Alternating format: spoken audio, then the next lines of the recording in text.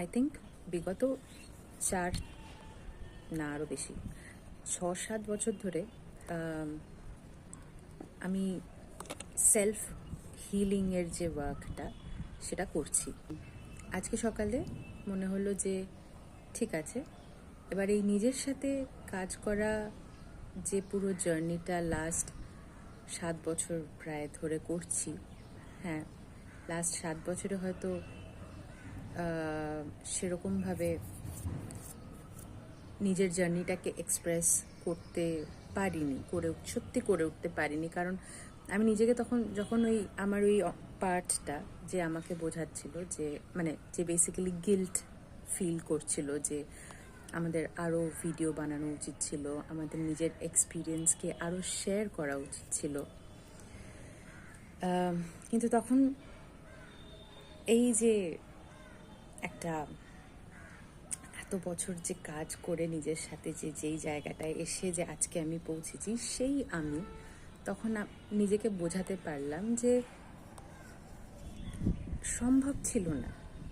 এর আগে যেরকম একটা মেন্টাল হেলথের জায়গা দিয়ে আমরা গেছি, সেখানে সবসময় এরকমভাবে স্পেশালি ক্যামেরা অন করে নিজের কথা বলাটা সম্ভব ছিল না। আর তাই করিনি, করতে পারিনি বলে করিনি, তাই আর নিজেকে গিল্ট ফিল করাবো না। ছোটবেলা থেকেই আমার সবসময় মনে হতো যে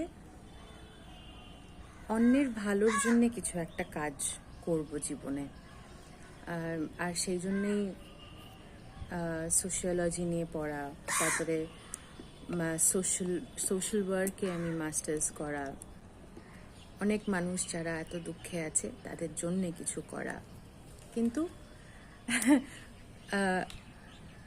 এই লাস্ট কিছু 7 বছরের এক্সপিরিয়েন্সে বুঝতে পারলাম যে আসলে আমি নিজের সাথে যদি আগে কাজটা না করি, তাহলে আমি কিছুতেই অন্যের জন্য কোনো কাজ করতে পারবো না। আর এটা এই জন্যেই, কারণ এটা বুঝতে পারি যে টাকা পয়সা মেটেরিয়াল দিয়ে কোনোদিন কাউকে সেরকম লং টার্ম হেল্প করা যায় না। মেটেরিয়াল বা মানি রিলেটেড যে হেল্পটা হয়, সেটা একটা অত্যন্ত শর্ট পিরিয়ডের জন্য হয়। যখন একটা ইম্প্যাক্ট যদি আমরা দেখি, যদি আমরা ইম্প্যাক্ট রাখতে চাই, করতে চাই পৃথিবীতে, তাহলে সেটার ওই জন্য একটা লং টার্ম হতে হবে। লং টার্মটা একটা মানুষের ইমোশনাল স্টেট, মানসিক স্টেটটাকে যদি আমরা চেঞ্জ করতে পারি, তাহলেই সেটা লং টার্ম হবে। আর নিজে যেহেতু মানসিক স্টেটে সেটা ছিলাম না, তাই ভিডিও বানাতে পারিনি। তাই আমি এই কথাগুলো এই জন্যই বলছি, এটা আমি নিজেকেও বলছি যে গিল্ট ফিল করিস না এশিয়া, আর গিল্ট ফিল করিস না, যেটা হয়ে গেছে সেটা হয়ে গেছে। এবার এই মুহূর্ত থেকে যেটা মনে হচ্ছে সেটাই করাটা দরকার। তাই আজকের এই ভিডিওটা ইজ অ্যাবাউট সেলফ টক। আমি জানি না আগের ভিডিওতে বলেছি কিনা, বাট নিজের সাথে কোনোদিন কথা বলতাম না। আই এম শিওর সবারই মনের ভেতরে বা মাথার ভেতরে একটা আওয়াজ থাকে, রাইট, যে কিনা আইদার গাইড করে অর ডাউট সৃষ্টি করে। যে কোনো দুটো, একটা ডুয়ালিটি যেটা বলে, আমাদের দুটো ব্রেনের যে দুটো হেমিসফিয়ার থেকে আওয়াজ আসে, এরকম একটা ব্যাপার।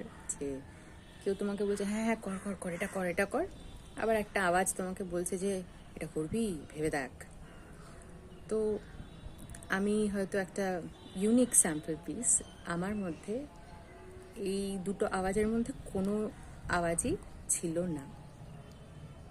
আমার গাইডেন্স আই থিঙ্ক আমার মা আর বাবাই ছিলেন, কিন্তু যা হয়, মা বাবার কথাটা তো সবসময় শোনা হয় না। তাই আর আমি এতই বেশি ওই মাথায় আওয়াজটা না থাকাতে কেউ ভেতর থেকে আটকাচ্ছে না বলে এতই ইম্পালসিভলি কাজ করতাম, অসম্ভব ইম্পালসিভ, মানে রিয়াক্টিভ, একদম অ্যাটমিক রিয়াক্টারের মতন ভেতরে যেমন হচ্ছে তাই করে ফেলছি, যেমন হচ্ছে তাই মনে হয়, সেটা কোনো চিন্তার কোনো স্পেস নেই যে এটা কি করবো, আমার কি ভালো হবে। আর শুধু তা না, একবার ভুল করে বলে না যে ন্যাড়া বেলতলায় আর যায় না, আমার সিনটা সেটা ছিল না। And probably it is because ওই কোনো ভেতরে আওয়াজ ছিল না বলে, there was no voice to guide. তাই ন্যাড়া বেলতলায় বারবার যেত। So so so the biggest healing work, self work, যেটা আমাকে সব থেকে বেশি হেল্প করেছে সেটা হচ্ছে সেলফ টক, নিজের সাথে কথা বলা, জোরে জোরে কথা বলা, মনে মনে না। এবার আমি এটাও জানি যে, বিকজ আমি এটা অনেককে জিজ্ঞেস করেছি, যে সবাই নিজের সাথে কথা বলে, এটা এটা খুব নর্মাল একটা ব্যাপার, যেটা আমি জানতাম না। কিন্তু যেহেতু আমি এই যে নিজের সাথে কথা বলাটা বেশ হয়ে গেল, এখন 3-4 বছর শুরু করেছি, আমি এটাও দেখেছি যে নিজের সাথে কথা বলেও আমরা কিন্তু সবসময় যে ঠিক কাজটা করছি তা না, তাই তো? এটা কেন না, এটা এই জন্যে কারণ আমরা আমাদের ইগোর একটা টেন্ডেন্সি থাকে সবসময় নিজেকে একটা কমফোর্টেবল জায়গায় পৌঁছে নিয়ে যাওয়া। আসলে এটাও দেখতে হবে যে আমরা এই মুহূর্তে, এই সময়ে যে পৃথিবীতে আছি, সেখানে এতই বেশি কেয়স, এতই কষ্ট, সব কিছুই এত এক্সট্রিম যে সব কিছুর মধ্যে মনে হয় যেন একটু নিজেকে আরাম দিই। তাই আমরা নিজের আওয়াজটা বা নিজের সাথে যখন কথা বলি তখন একটা কমফোর্টেবল ডিসিশনে আসার চেষ্টা করি, কিন্তু সেটা সবসময় ঠিক হয় না।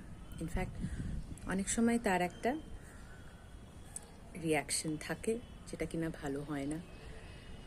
তাই সেলফ টকটা খুব ডিপ্লোম্যাটিক্যালি করা দরকার, খুব ব্যালেন্সডভাবে করা দরকার। এটা বোঝা দরকার যে আমাকে যদি কোনো কথা নিজেকে বুঝিয়ে আরাম লাগছে, খুব ভালো কথা, বাট অ্যাকচুয়ালি সেই জায়গাটা যেটাতে আমি কাজ করছি, আমি কি সেখানে গ্রো করতে পারলাম? আমি কি সেখানে একটু ম্যাচিওর হতে পারলাম? নাকি আমি ওই জায়গাটাকে বারবার বারবার লাইফে যখন আমাকে সেম জিনিস নিয়ে আসছে সেটাতেই আমি একইভাবেই ডিল করে যাচ্ছি? বিকজ সাধারণত কি হয়, আমাদের জীবন আমাদেরকে একই ধরনের সমস্যা বিভিন্নভাবে আমাদের সামনে আনতে থাকে, যাতে আমরা সেই জায়গাটা বুঝতে পারি, দেখতে পারি এবং সেখান থেকে বেরিয়ে আসতে পারি। আর সেখান থেকে বেরিয়ে আসা মানেই হচ্ছে আমরা সেখানে গ্রো করলাম, আমরা সেখানে ইভলভ করলাম as a human being, as an আত্মা। আমি সেই সমস্যা থেকে সলিউশন পেয়ে নিজেকে এক গ্রেড ওপরে নিয়ে গেলাম। অনেকটা লাইফটা বলা যায় একটা ভিডিও গেমের মতন, যে ওই কিছু প্রবলেম সলভ করে গ্রেড 1, গ্রেড 2 এরমভাবে যেতে থাকে না, লেভেল 1, লেভেল 2, সেই রকম। তো লাইফও আমাদের সাথে সেটাই করে। হ্যাঁ, আমরা ম্যাক্সিমাম টাইম যদি সচেতন না থাকি, অ্যাওয়্যার না থাকি, তাহলে আমরা সেটা বুঝতে পারি না। কিন্তু একটা সময় আসে যখন দেখতে পাই, আরে আবার সেই একই ঝামেলাটা আমার সামনে এসেছে, আবার এই দুঃখ, আবার এই একই ধরনের কষ্ট। তখন বুঝে নিতে হয় যে ও এটা বারবার লাইফ আমাকে ডিল করার জন্য পাঠাচ্ছে, কারণ আমি ডিল করাটা শিখতে পারছি না। আর আমি এই জন্য শিখতে পারছি না কারণ আমি যখন প্রত্যেকবার ওটাকে ডিল করছি, আমি অ্যাকচুয়ালি নিজেকে, আমার ভিতরে যে ইগো আছে সে আমাকে বারবার কমফর্ট জোনে নিয়ে চলে যাচ্ছে। আমি নিজেকে এমন একটা কমফর্টে ঢুকিয়ে দিচ্ছি যে ওইটুকু সময়ের জন্য ওই প্রবলেমটা ডিল হয়ে যাচ্ছে, বাট অ্যাকচুয়ালি সেটা ডিল হচ্ছে না।